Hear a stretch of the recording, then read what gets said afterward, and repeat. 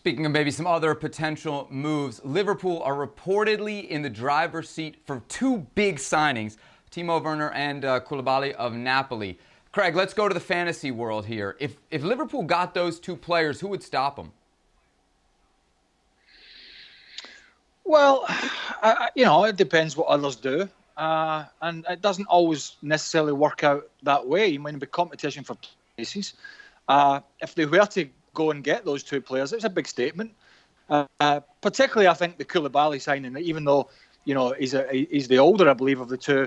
But to go in there and cement a partnership, potentially a centre-half partnership with two of the greatest centre-halves of this generation would be a heck of a backbone to the team. The Timo Werner situation is he'd be fighting for a place, but he is adaptable, he's flexible, and he can play in different positions. But it would be a big statement from Liverpool. It would be very costly in terms of transfer and salary. They would have to get players out. But it would be a big statement from the Fenway Group and Jurgen Klopp to say, listen, we know whatever's happened in the season, whether it's voided, finished or whatever, we put down a marker last year with our performances, and we're not going to rest in our laurels. We're going to go out and we're going to try and improve this team. And this is the guys we're going to go after. So it would be a heck of a statement. Gab, you think it's realistic? Well, Koulibaly has a clause, Werner has an understanding, so, both those guys, you put your money down and you bring them in, you'd have to obviously pay them well. And I think, given the pandemic, there will be a situation where, other potential suitors are gonna probably find it difficult to keep up. Koulibaly Van Dijk on paper as a defensive partnership would be unbelievable, but that's on paper. You need to see how well they can work together, but then Klopp's got a tremendous track record there. And I love the Timo Werner thing because, right now, Liverpool have enjoyed all the success with Divock Origi, with all respect in the world, coming off the bench. And, you imagine a rotation of that front four, given the versatility those players have, and that would be absolutely devastating. Gab, we've heard a lot of names come up linked with Paul Pogba. What about Inter Milan? That seems to be the latest.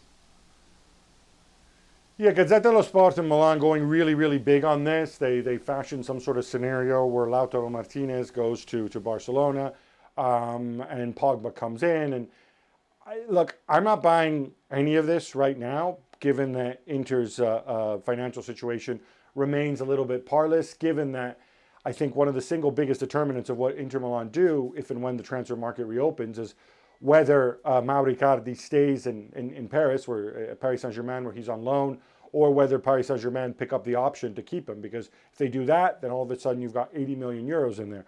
But taking on Pogba, given his wages, given that you've just signed Christian Eriksen, given that if Lautaro Martinez leaves, you will need a forward as well, to me seems like absolute madness. It seems like one of those stories that's, out there to help Mino Raiola remind us all that Pogba's still there and might consider a move if the right club comes along. Craig, what do you think? Paul Pogba to Inter Milan, a good fit?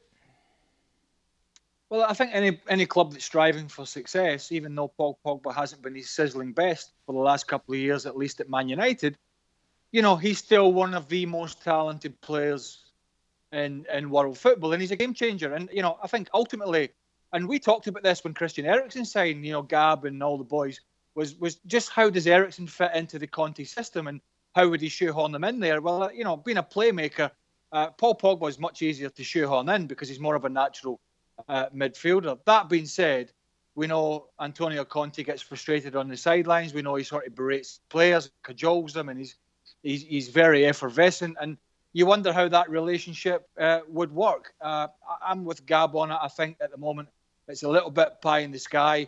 And I think Paul Pogba will probably sit and wait and hope, dare I say it, to get a better offer than Inter Milan. Well, thank you very much for watching ESPN on YouTube. For more sports highlights and analysis, be sure to download the ESPN app. And for live streaming, premium content, and let's not forget as well, ESPN FC 7 days a week. Subscribe to ESPN Plus.